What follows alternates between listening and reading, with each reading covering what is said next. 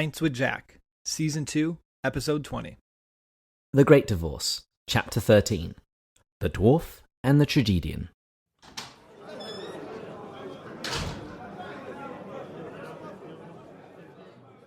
Friends, welcome to the Pints with Jack weekly podcast, where David and I have the distinct privilege of enjoying a drink together, unpacking the writings of C.S. Lewis, and discovering the truth and beauty of Christianity. We're currently in Season 2 and unlocking the treasures hidden within our favorite C.S. Lewis work, The Great Divorce. My name's David, and today... Your name is Matt. My name is Matt. The best part about this, listeners, is I'm like not as prepared as I have been in previous episodes. So Because despite what you might guess, he actually had been prepared for previous episodes. But so my name is Matt, and I am joined by my co-host David, who always keeps me accountable in everything. This is true. Yeah, you know what? So I have a Twitter that I go on from time to time for investment managers. There's actually one in particular who has a really incredible, so every week I'll go through and he actually does some really great economic stuff. Well, anyways, I made my way over to the Pints with Jack Twitter page. And I saw David put something about me on there recently of incredible. You had some words. I can't remember what the tweet was because I just glanced at it. I was doing the editing and I was playing Matt Bingo while I was doing it. Every time you use the word incredible, I got to have another sip of my drink. Well, incredible is one that I use all the time. There's got to be something though. If I were editing, I'd be able to pull out with you. I feel like it's unfair. It's unfair that I do the editing? All right. You wield so much power. Matt just volunteered. You wield so much power over me. I make you sound good. That you do. Except when you throw in David Copperfield references, but we'll leave that aside. For any previous person who doesn't get that, it's really funny. Go back and listen to all of the season 1 and eventually you'll find it. Yeah, I think that was your shining moment. That was. So what's the quote of the week? The quote of the week is this. Either the day must come when joy prevails and all the makers of misery are no longer able to infect it, or else, forever and ever, the makers of misery can destroy in others the happiness they reject for themselves. So there's a lot there, and that's a great choice. Sometimes I tell you I would have chose a different one. This was a good one. Give us in one sentence what you think that's saying. Because as a listener, sometimes it's you're driving and it goes over your head. This is big. I would say this is really explaining why there is a hell. The sickness has to be quarantined. In order for there to be a heaven, those who would seek misery and seek to share it with others, that needs to be contained. And what are you drinking this week? So I bought a few drinks last week. I told you about the Johnny Walker stuff. I didn't realize Red Label was their bad one. And so I'm drinking Johnny Walker Red Label. I was re-listening to our podcast today when you released it. And I was like, oh, shoot, I bought some of the Red Label. And you said that's the bad one. I'm not a huge fan. It's not bad. I'm just not a huge fan. Well, what are you drinking? I am drinking the Talisker 10-year. You might recall when I first drank this, it was just after a wedding. I'd been singing in the choir for some friends of mine, Vlad and Yana, and they took very seriously the command to be fruitful and multiply, and their child should be entering the world fairly shortly. So, cheers to them. Cheers. Cheers. What are your thoughts? Okay, that's definitely a little harsher than the Black Label was. Yeah. And definitely than Macallan is. It'll wake you up. Yeah, it will. And it leaves a bit of a burn on your tongue. Well, the Talisker is delightful. You know, I have to say, before we jump in here, I've got to say, as I was listening to the most recent episode we did, I was somewhat chuckling. Did you intentionally line it up that I made the reference about Casey and Nick in Nick's comment that usually about 8 minutes is what our pre-chat was? And it was like 8 minutes and 30 seconds is when it was at exactly 8 minutes that I actually made that comment as we were finishing up our pre-chat. No, that's just typically how it works out. We are actually surprisingly consistent as to how long we talk in the opening chit-chat. Well, for any listeners, that's completely unplanned. We're just that good. Yeah. And those listeners who follow us on Twitter and Instagram will know that Matt and I are now both registered for the C.S. Lewis International Symposium in North Carolina. And if any listeners are going there too, please let us know. We would love to hang out. Oh, that would be so much fun if anyone did. Because you and I aren't good enough polls, how about you name drop some of the people that will be there, because we're not going to be good enough to get anyone to go. Oh, there are going to be so many great people. There's Dr. Don King, Douglas Gresham, so C.S. Lewis's stepson. He's going to be there. He's fantastic. And we're going to become best friends. I'm just making a prediction now. Yep, of course. Dr. David Downing is going to be there, as well as Dr. Diana Glyer. Oh, and both of the guys from the Lamppost Listener are going to be there. Oh, we should do a group recording session. Absolutely. I will make that happen. Oh, this is a great idea. I'm really excited for this. And Patty Callahan should be there as well. Oh, I've wanted to meet her in person, because when David does these recordings for the podcast and we do interviews, I've done one now too. It hasn't been released yet, but we do it over Skype. And so we actually have a video recording. So I watched their actual video recording. She is the sweetest person. Just watching her mannerisms, her body language as she's talking to you, she's so engaging, so inviting. She reminds you of Lewis, where when Douglas Gresham describes Lewis as very charitable with his time, you can tell the person's present. And Patty seems very present. Well, she was exceptionally charitable, since she was actually feeling rather under the weather when we recorded. That's her under the weather? Oh my goodness, I only imagine how sweet she is when she's not under the weather. Ooh, I've thought of another motivation for people to come and hang out with us. I assume it's not a dry campus. This might change, but I'm planning on bringing a bottle of Vat 69, which was Lewis's favourite scotch. We should do something where if we get 4 people to come, plus the 2 lampposts, plus us, that's 8 of us, we do a mini party. I'm not joking here. Okay, well, we can at least travel around the campus trying to find hidden worlds in various wardrobes. Yeah, that's exactly what I'm thinking. It's a scavenger hunt for the wardrobe that leads to Narnia. Although we can't be looking for it to happen. This is true. Yeah. Very true. Yeah, you like that reference? You're welcome. I did. And actually, we had a lovely message on Reddit from a listener. Maybe a listener who loves us enough to want to come to a symposium with us. Maybe. The user is behind the catchy name of RSS1179. He or she wrote, "Really loving the Pints with Jack podcast. I'm going back and listening more intentionally. I'm looking forward to a new book that I can read along with in real time each week. With that said, I'm hoping you guys continue for a very long time." Have you received anything from my mother yet? No. Oh, great. Oh, we should do a really quick one last cheers also before we jump into this to Jeff, who you put the Instagram post, is one of our listeners. He came back out to New York. Him and I got the most incredible tour of the USS New York. He took me behind the scenes. I sat in the captain's chair.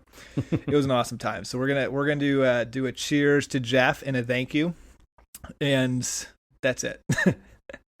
Like Captain Kirk, may you go boldly wherever you go. Always, David. Cheers. Cheers. What everyone's been waiting for, the summary. Cue that music. The Tragedian tells the lady that she is driving him back to tell. Somebody didn't read this before. Hell. The Tragedian tells the lady that she's driving him back to hell, despite her telling him that everybody bids you stay. The lady pleads, "Stop acting, he is killing you. Let go of the chain. Stop using other people's pity in the wrong way." The dwarf gradually shrinks and disappears entirely. The Tragedian also soon after vanishes. The lady returns to her retinue, who begin to sing. Lewis is troubled by this, but MacDonald asks if he would prefer it if he still had the power of tormenting her. Either the day must come when joy prevails, or the makers of misery can destroy in others the happiness they reject for themselves. It is now that Lewis discovers the smallness of hell. He also asks MacDonald about his universalist beliefs, but MacDonald tells him he asks what cannot be answered to mortal ears. There's a lot in there, David. Well done. Thank you. And even a French word. Yeah, you made me sound smart there for a second. Written new. Like I said, it's what I do. You like that I was able to pronounce that? Yes, and you did that absolutely on the first take, and we didn't re-record it. All right, so let's let's do a bit of a recap, because today's chapter is really a continuation from last week. The previous chapter mostly focused on the Great Lady. Lewis initially sees this greatly honoured lady in heaven and assumes that she's the Virgin Mary. However, she was an unknown, an unlauded saint named Sarah Smith. Which does make one wonder, I thought, if this is how someone like Sarah Smith is revered in heaven, what must it be like in relation to the only woman in history who gave birth to the God-man? Remember I said that last episode that I'm actually glad it wasn't the Virgin Mary, because as much as it was an incredibly... Dang, now I'm going to think incredibly every time. As much as it was a beautiful description... I'm taking a sip, listeners. Every time now when Matt says incredible, I'm taking a drink. You want to commit to that? Because this is going to be really a fun episode. As much as I thought it was beautiful, I was glad, because I would expect more if it was the Virgin Mary. I would expect a lot more. And Lewis had some trouble with at least the Catholic and Orthodox veneration of Mary. So I actually do wonder what he would have done if he had tried that. But I'm with you. I think this is way better. So that was the last chapter. This chapter turns the spotlight on her ghostly husband. You'll remember he's represented by two ghosts. A ghostly dwarf holding a chain around a much taller ghost, whom Lewis calls the Tragedian. And he represents his overly dramatic false self. Now, we left the last chapter on something of a cliffhanger. You'll recall that it looked like she was managing to sway the dwarf, that things were going to work out well. Didn't I have a pessimistic view of what the outcome was going to be? You did. And Lewis opens this chapter with one of the saddest lines in the entire book. He writes, "I do not know that I ever saw anything more terrible than the struggle of that dwarf ghost against joy." In this chapter, Sarah, his wife, battles for her husband's soul. I've probably mentioned Brené Brown before, but she talks so much about the role that shame plays in preventing us from being able to experience joy. If you have a deep amount of shame, you don't feel worthy of joy. You don't let yourself feel it because you think something's going to pull it away down the road anyways. And so it's better to not feel it at all. It's a really sad state that people actually get into. And so we get to witness it here. David will put a link in the show notes to her TED Talk, one of the most famous TED Talks of all time. It'll give you a 20-minute teaser of her incredible... Dang it. Drinking again. Drinking again. Of her remarkable work on vulnerability and shame. Okay, so back to the book. Lewis says that Sarah, the dwarf's wife, she's looking at him lovingly, and the dwarf starts to be swayed, and he briefly sees the absurdity of the Tragedian, his false self. But despite this gracious invitation, his pride surges once more, and Lewis tells us that the dwarf never speaks again. Instead, he just tugs on his chain, and the Tragedian delivers an indignant speech. He says, "It is fortunate that you give yourself no concern about my fate. Otherwise, you might be sorry afterwards to think that you had driven me back to hell. I'm fairly quick at recognizing when I'm not wanted. Not needed was the exact expression, if I remember rightly." We always come back to that need love. And although at the end of the previous chapter, Lewis said that he thought that the dwarf was perhaps growing more solid and growing in size, he says that the dwarf now visibly begins to shrink. Naturally, his wife pushes back on this, and she tells him to send the Tragedian away, and she said, "Here in heaven is joy. Everything bids you stay," despite what the Tragedian said about her driving him back to hell. And the Tragedian says, "You're inviting me to stay, but on terms you might offer to a dog. I happen to have some self-respect left." And I think what he really means here is he's got some pride. And there you go. And as we've seen this entire book, ego, ego, ego. And when you realize that's the number one thing keeping you from heaven, you start thinking to yourself, I find myself going to confession quite frequently for ego-related stuff.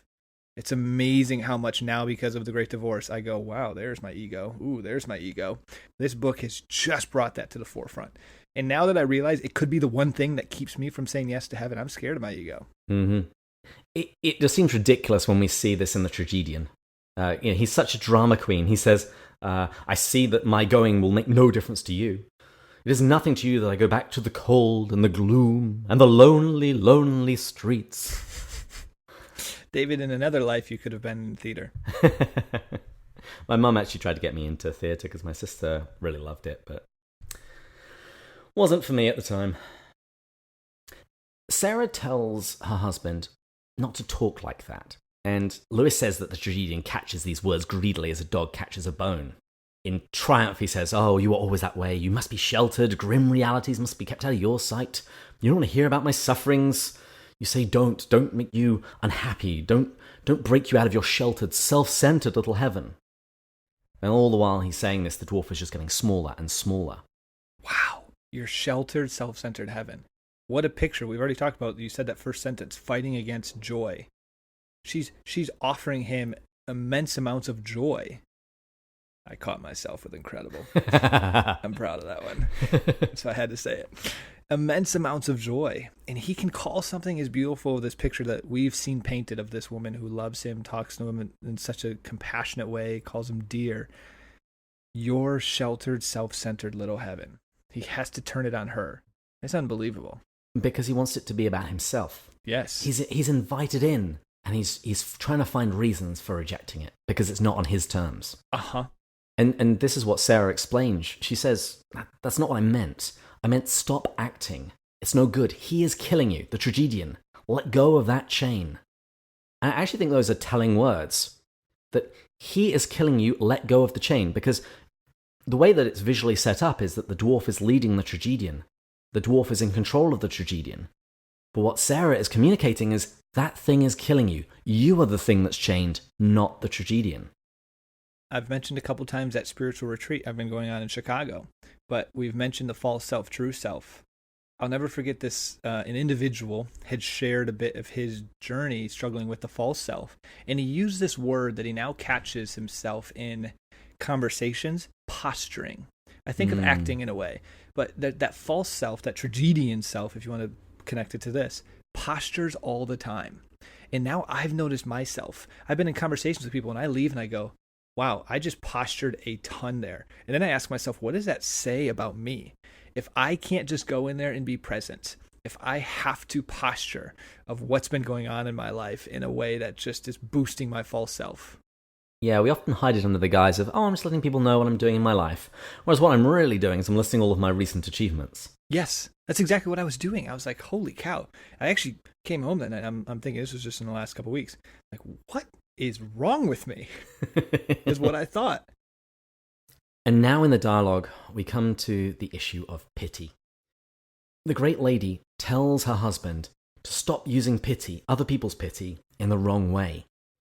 She says that the point of pity is that it's meant to be the spur that drives joy to help misery. But she says that he's using it as a form of blackmail. And since in heaven there are no secrets, she tells him that when he was a child, he did the same thing then. When he got in trouble, rather than simply saying sorry, he went and sulked in the attic until one of his sisters would take pity on him. As I was reading that, I was thinking back to my own childhood, and my most common apology time was usually bedtime. And I was thinking through it, and I realized my mother actually always made me say the words, "I'm sorry." I wouldn't simply just be pitiful and mum would say everything is fine. She would want me to say, "I'm sorry," and then immediately I would be forgiven. But it would always come to that place that I had to recognize that what I had done was not right. And I was a nasty little boy, so that was always true. I could see being difficult. Well, I mean that. I actually mean it in somewhat more of a complimentary way. I regularly berated my mother for not preparing her notes for the podcast. I was thinking, though, have you ever heard they use the term precocious for more adult light touch? I could see you being very precocious. Oh, yeah, and then some. Uh-huh. That sounds about right. So she's identified the real issue with her husband, the fact that he uses pity as a weapon. And she says that that's not going to work here. She says that her joy cannot be shaken. Our light can swallow up your darkness, but your darkness cannot now infect our light. Can you really have thought that love and joy would always be at the mercy of frowns and sighs? Did you not know they were stronger than their opposites? At this point, were you not feeling a resistance actually to the way she was talking to him? Essentially telling him he weaponized pity. And I was finding it interesting because my first thought would be like, you know, if someone was speaking that way to me too, I would be getting pretty defensive. Like, I would be a lot gentler if I were her. To then later in this chapter essentially be told, I'm wrong with that because that's actually me pitying the person. in being actually held hostage. Yeah, I think I agree with you on all of that. Part of me thinks it's like, oof, I wouldn't say, hey, this is your deep fundamental flaw and you've been doing this ever since you were a child. Yes, that's what I was thinking. But at the same time, it's worth noting that he is immune to her words while he is still doing this. I can see the sense in he needs to be able to recognize what he's doing, because he might not even really recognize it. If he has been doing this ever since he was a child, this is just his way of operating. And we're going to see later and come across this, but he is going to essentially describe the feeling that we have of being kinder, or using this language like pity the person more and be a bit gentle, is the wrong approach to it. Like exactly like you said, this is exactly what the dwarf needs to hear. And so Lewis essentially critiqued my way of thinking 2 pages later. So by this point, the dwarf and the chain have completely disappeared. Earlier, MacDonald, he had spoken about the difference between a woman who is a grumbler and a woman who has just become a grumble. And I think here we actually see that visually play out. Sarah's husband is gone. He's basically nothing now. And all that remains is the tragedian. And this is the first time that Sarah actually addresses him. She says, "Where's Frank? And who are you, sir? I never knew you." Did you get the sense that she was being coy, or did she genuinely never see the tragedian, even though, because we get a very picture that he's very present in there. Now we get for the first time this sense, I almost see a sarcasm. Who are you? As if he's never been there. I kind of want to say both. Okay. I mean, she's mentioned that great ugly doll before, so she's referenced the tragedian, so she knows that he's present. But when all that was left of her husband has disappeared, and now this is all that remains, I think she is somewhat shocked by it. And she does express the truth. She never knew him because he's not a real person. Since she's been in heaven, she has only seen her husband and who he really is. And as you mentioned in the previous episode, she just sees right past all of the posturing. Maybe it's like when Jesus says, you get to heaven, and he goes, "I don't know you." I had that exact note. Did you really? Yeah. Yeah, when people come to him and said, "Lord, Lord, we did all these great things in your name," and he says, "Depart from me, I never knew you." Because all that they described was a posturing. It wasn't something that was rooted in a relationship with him. And we see this play out to its completion, because the dwarf is completely gone, and now the tragedian starts to fade. And he says, "You do not love me." And Sarah responds, "I cannot love a lie," because that's what the tragedian is. She says, "I cannot love the thing which is not. I am in love, and out of it I will not go." And for listeners, in love, not like lowercase l. She is in capital L itself, capital L love, in God. And then the tragedian vanishes, and then the great lady stands up and walks back to her party, and is greeted by the bright spirits who come singing another one of Lewis's re-renderings of the Psalms. It's actually Psalm 91. And the first time I read this book, this was the one that I identified as a psalm by myself, because this is a psalm that we pray in night prayer, if anyone follows the Liturgy of the Hours. Have you done the Liturgy of the Hours, like as a routine thing? Mm-hmm. Yep. Oh, wow. You recommend it? Oh, absolutely. And Marie and I pray it every night, either on the phone or if we're around, because it's meant to be prayed in community. You can do it by yourself, but it's much more fun doing it with somebody else. David, you continue to surprise me. Yeah. What a good boyfriend. I'm the best. Although, having said that, just before we came on the call, she brought me brunch. Aww. We got back from church, and as I was setting up my stuff, she went to the kitchen and whipped up some eggs and potatoes, and so she's a pretty great girlfriend too. Notice that David, when he talked about himself, I'm the best. When he talks about her, she's pretty great. Anyway, you might want to edit that one out before Marie hears it.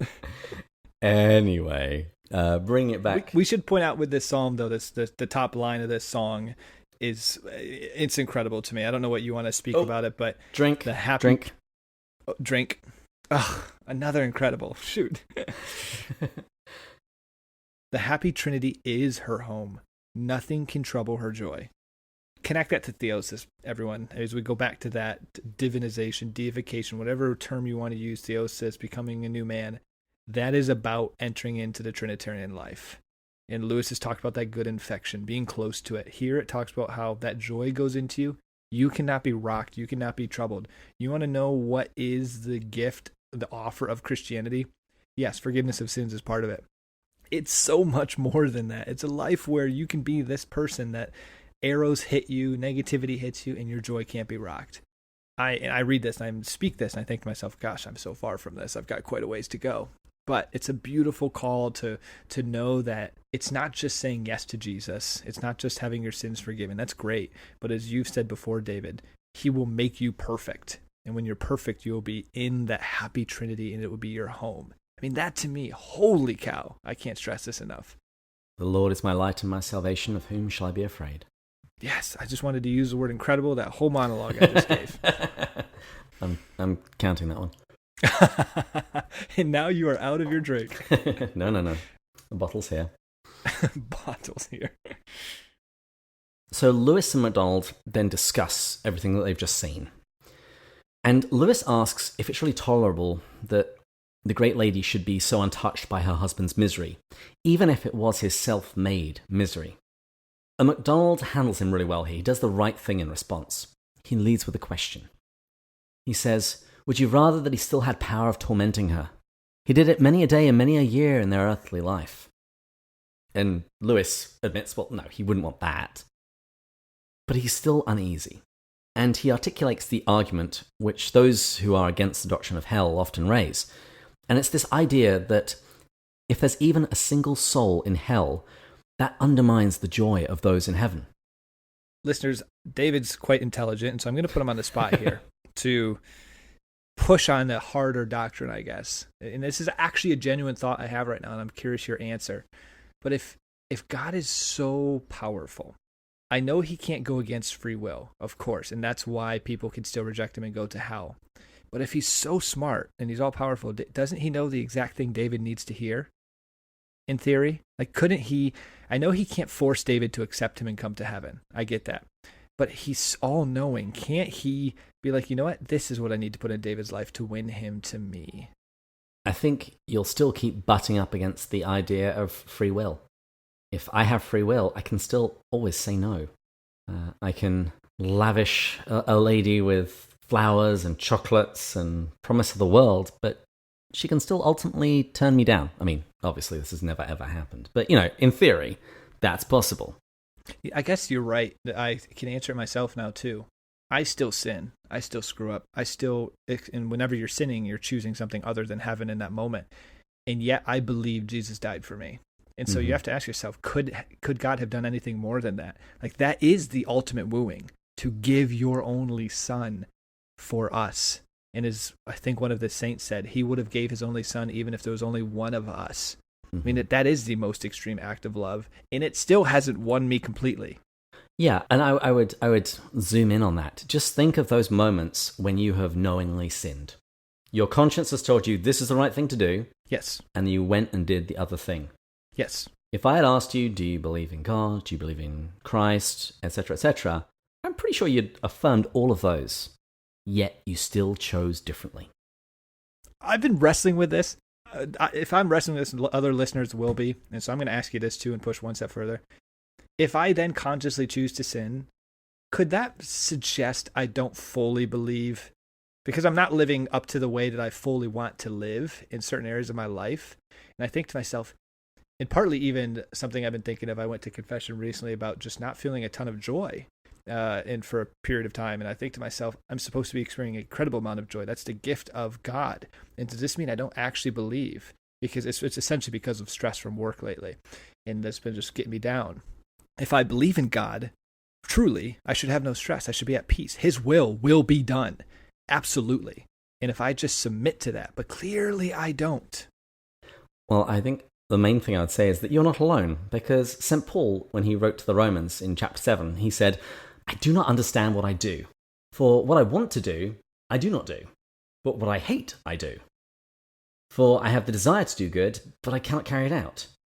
For I do not do the good I want to do, but the evil I do not want to do.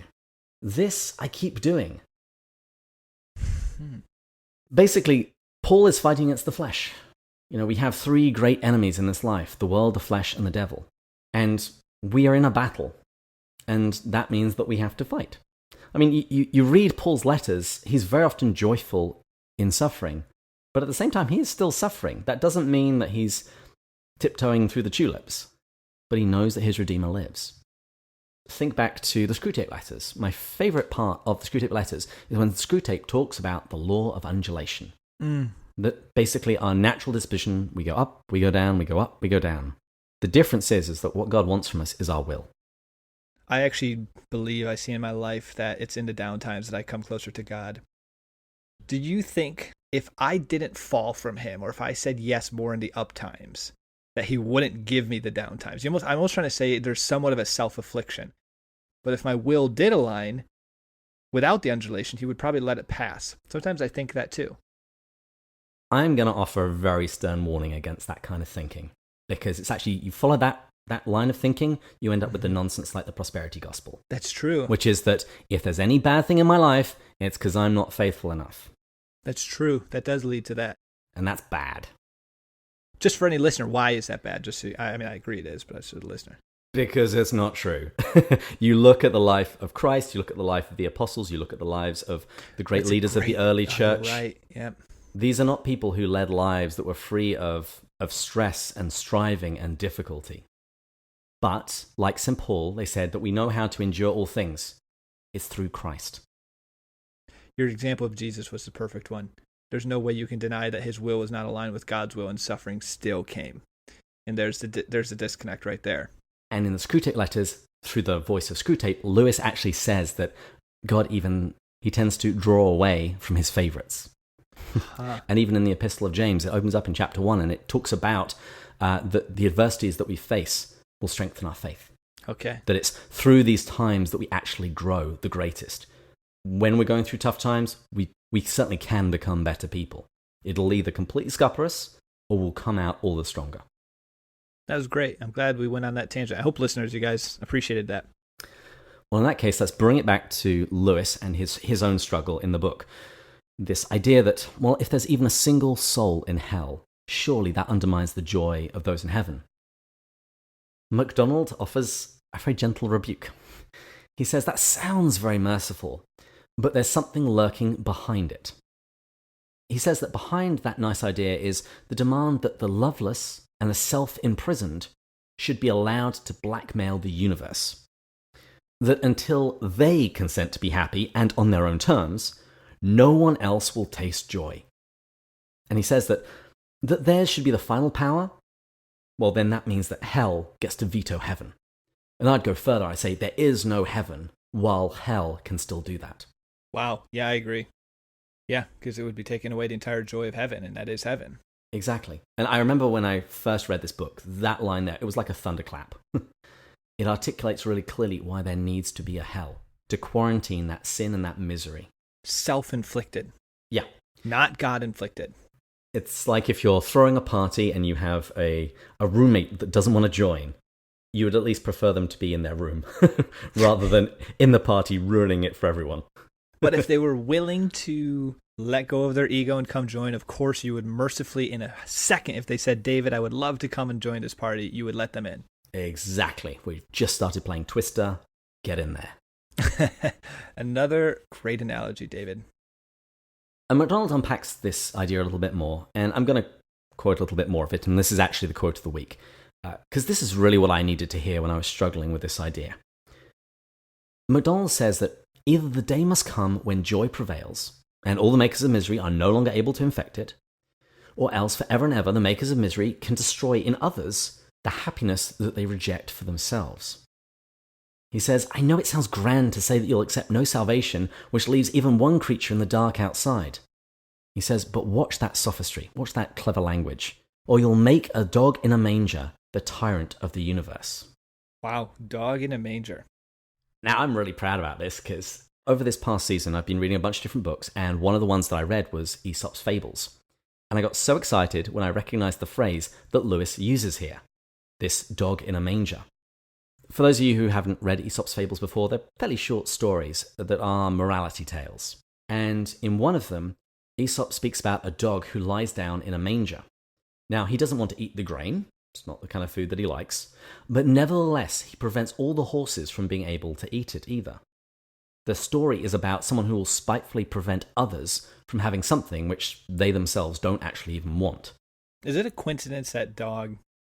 I've never read these, but obviously dog is God backwards. I'm not kidding. God in a manger, dog in a manger. That seems way too coincidental. And you could even go further, because Jesus is the bread of life. He's born in Bethlehem, the house of bread. He is lain in a manger, and he offers himself to us as food. And a dog in a manger is the complete reverse of that. Ooh. I can't tell if you're making fun of me because this was blatantly known, or if this was... I hadn't thought of the connection, but okay, sure. Good. So you didn't think of the connection. I didn't. You have a good job still making me feel like I'm the only one in this listening to this that I'm talking that I didn't know that connection. No, I hadn't thought of that. Good job. I just went from an extreme feeling of shame to pride. Well, let's talk about pity then. Because Lewis really struggles with the idea that pity should ever die. That's really what's behind his objection here. And MacDonald distinguishes between two kinds of pity: the passion of pity and the action of pity. Now, I'm actually going to go on record. I don't quite like either of these phrases, but I really like what he's expressing. So what he refers to as the passion of pity is the ache that draws men to concede what shouldn't be conceded, where they flatter when they should speak the truth. I think it's the idea, it's the desire within us when we want to make other people just happy, whatever we have to compromise. He actually even says that good women have been cheated out of their virginity through this way. And many statesmen out of their honesty. And he says bad men use this as a weapon against good ones. But he says that this kind of pity, this passion of pity, this is not going to last. It's not going to last into eternity. He says the weapon will be broken. And he contrasts that with the action of pity. And he says this is the kind of pity which leaps quicker than light from the highest place to the lowest to bring healing and joy, whatever the cost to itself. It changes darkness into light and evil into good. And unlike this other kind of pity, this action of pity, he says this will last forever. However, it's not going to impose itself on the unwilling, and it's not going to be manipulated by evil. This was such a good picture of grace and mercy. He uses the word, it leaps. Like that's just a quick, instantaneous, leaps quicker than light from the highest place to the lowest to bring healing. If you cry out for help, throw your hands up in that extreme act of faith, all of heaven and God himself will leap to your side instantaneously. Now, as we've talked about with time, it might not be at your time. It might take some time for it to play out, for God to work through this. So don't think you just throw your hands up and it's a magic wand. I actually had a priest tell me that after I did a novena, and it seemed like things got worse. He goes, it's not a magic recipe. But anyways, definitely submit yourself to God there. He will help cure that disease. But you do have to recognize that it needs a cure. MacDonald says, we're not going to call blue yellow just to please those who insist on having jaundice. I missed that my first read. And then it's time for Jack to return to the question that had bothered him ever since he had met the hard-bitten ghost back in chapter 7. Why don't these bright spirits, why don't these saints go and fetch the souls from hell? MacDonald kneels down and he points to a tiny crack in the ground using a blade of grass as a pointer. And he says that when the bus travelled to heaven, it came through a crack which was no bigger. He says that the journey on the bus was not mere locomotion. Not only were they moving through space, they were also growing as they travelled to heaven. Isn't it amazing how it's infinite and it can be infinitely small? Yeah, it's kind of crazy that this seemingly infinitely huge town resides in a minuscule crack of heaven. Mm-hmm. And while it seems huge while you're in it, MacDonald explains that all the hatred of hell wouldn't even register in the balance. If it was placed against even the smallest moment of joy in heaven, it would be like a drop in the ocean. And since hell is tiny, Lewis reaches the conclusion that, well, none of these bright spirits could fit into hell. And MacDonald gives this chilling diagnosis about those who stay there. What was the Latin phrase, Matt? Incavatus in se. Incavatus in se, a soul turned in on itself. He says, a damned soul is nearly nothing. It is shrunk, shut up in itself. Good beats upon the damned incessantly as sound waves beat upon the ears of the deaf, but they cannot receive it. Their fists are clenched, their teeth are clenched, their eyes fast shut. First they will not, and in the end they cannot open their hands for gifts, or their mouths for food, or their eyes to see. Wow, their hands for gifts. I mean, that's what Sarah Smith was offering the dwarf, gifts, essentially, gifts of grace to help him on the journey. And he was so turned within himself. He couldn't even see it as a gift. He saw it as manipulative and vindictive. And of course you would think that way, and self-centered. I mean, that was insane. And that speaks to the degradation of sin. That when we start to sin, we start to lose our capacity to recognize good and evil. If you're living a life mired by sin, your ability to be able to see goodness is often compromised. And we actually even see this. All you have to do is look in the news and look at some of the things that people are willing to celebrate. Horrendous. Yeah, it's pretty unreal. Now, since the problem is size, Jack actually asks whether or not the spirits could make themselves smaller so they could actually fit into hell, kind of like Alice in Wonderland when she drinks a potion. And MacDonald says that there's only one, the greatest of all, God, who could make himself small enough to enter hell. And he references the harrowing of Hades, when Jesus descended to the dead and, as 1 Peter 3 puts it, preached to the spirits in prison. The chapter wraps up with, rather admittedly, a heady conversation about time and choice. We're going to be digging into this more in the next chapter. I think the images there are a little clearer, but Lewis comments that MacDonald, in his life, he was often thought of as a universalist, and he comments that even St. Paul sometimes wrote some things that could be interpreted as meaning that everybody would be saved. And MacDonald basically says that Jack isn't going to understand this, at least in the terms that he wants to use. This question of predestination and free will. Because on the one hand, if you're within time, our choices are always before us, whether we're going to choose heaven or hell. However, if you try and look at the question from eternity, all possibilities are gone. He speaks of time as a lens through which we see. And he says that every attempt to see the shape of eternity, except through the lens of time, destroys your knowledge of freedom. There's a paradox going on here. And that's where the chapter ends. And in the next chapter, we're going to dig a little deeper into this idea of time and choice. And Lewis is going to offer us a plot twist worthy of Matt's friend, M. Night Shyamalan. One of my friends here in New York is close friends with an author who's written probably one of the more preeminent books on that we don't have free will. Mm-hmm. And what that means and how we can still be morally culpable. And anyways, I have to grab dinner with them at some point, and I'm vastly underprepared for this conversation. So anyways, I need to start this. Lewis actually might help me with it and then go read some stuff, but I need to learn more about free will and predestination and all that stuff. Yeah, I'm just going to kind of tap out of that conversation. In this chapter, MacDonald says that this stuff can't be understood by mortal ears. And I'm kind of with him, because as soon as you look at things through time, and then you try and look at things through eternity, my brain breaks. So your brain can break, actually. There's a limit to David's brain. Oh, absolutely. Absolutely. Okay. But my brain was in tip-top condition when I wrote today's haikus. We'll bring them on. And actually, I'll be the judge of that. The first one is the Tragedian. When the real self leaves, and all that is left is false, we will be nothing. Oh, that is a good one. Yeah, that is a good one. I wrote a couple for the great lady. Do not use pity. It should not be a weapon holding joy hostage. That's a good one, too. A time will soon come when misery has no hold or can infect joy. A lot of truth in these. And the last one was MacDonald. One who chooses hell, deaf to God's call, blind to light, a soul shriveled up. Ooh, David. Told you. Good ones this week. That MacDonald one, that sums up the chapter. One who chooses hell, deaf to God's call, blind to light, a soul shriveled up. You just wrote the haiku version of Incarate Sense Inse.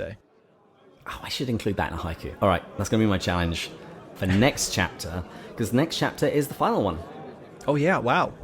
And we'll be back next week when we'll be going further up. And further in. And it's going to be incredible. Cheers. Cheers. I will drink to that.